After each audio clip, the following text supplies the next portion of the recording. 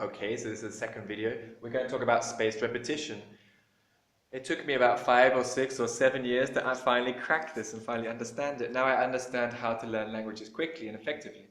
Um, and I talked in the last video about all these books. This book exactly is a nice book, very good. It's American, not English. It's Richmond. But they talk. They give you vocabulary. Okay, fantastic, nice vocabulary. But the problem is we study too slowly. And what happens is when you go to a country, nobody says you have to learn just the fruit and vegetable this week. And then next week you're going to learn about how to say the family. You learn everything together. And what's more, you don't have a teacher. When you go to another country and you learn by immersion, you have no teacher. So why does it take longer if you have a teacher? Why does it take 5 years to learn a language if you have a teacher? It's ridiculous. It should be back to front. It should be quicker with a teacher. It's kind of putting me out of a job, that. I shouldn't say that. So what I do is we take all this vocabulary in the book. For every unit they give you like 20 words, let's say, and there's 9 units. So let's say there's that's 180, right? 180 words in the whole book that you should learn.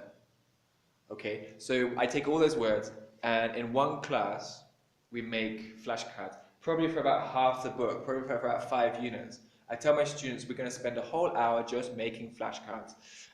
We make homemade flashcards which are tailored to their needs, which means they're like personalized or customized. I'm speaking Spanish. Customized, which is exactly what the vocabulary they have to learn to pass the exam for this test or to do the book, if we're going to use the book. If we don't use the book, we're going to be using the Cambridge English structure, which is basically the same thing, and there are books available, and maybe I have the books. But we're not going to use the books in class a lot. We're going to use them maybe one time, just to show the students that, look, you can do everything in the book. We study outside the book using spaced repetition, which I explained now, and then they can do it. So what they do is they make flashcards. These are my flashcards. I put them in a bag, and we make like a unit's worth of vocabulary. So maybe we make all the countries and nationalities, all the favorite things and favorite sports, and all the family and all the adjectives, and for pets. And that would be like a pack of cards. So normally there's about 18 pairs, I think. So it's 36 cards. That's just the right amount to play games with a group of 4 people. And there's 2 of every card. And we make nice pictures like plane, ship, ride a bike, go. And there's 2 of every one. Let's see if we can find one. So there's bus and bus 2 times. And so they have lots of vocabulary.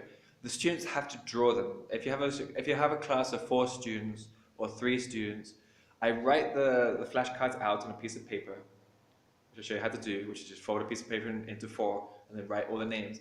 And then you give it to them and they ask you, what does that mean? And you say it in Spanish, which is where the Spanish teacher will help you, the Argentinian teacher will help you. You say it in Spanish.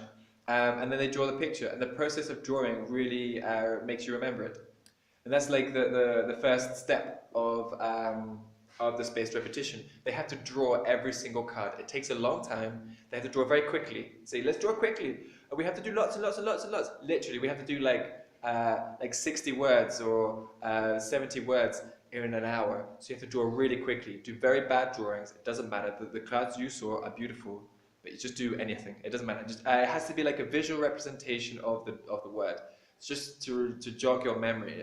It doesn't have to be the best drawing in the world. If the students are spending 10 minutes on every drawing, tell them to do it quicker. They have to do it a lot quicker. You have to do a big stack.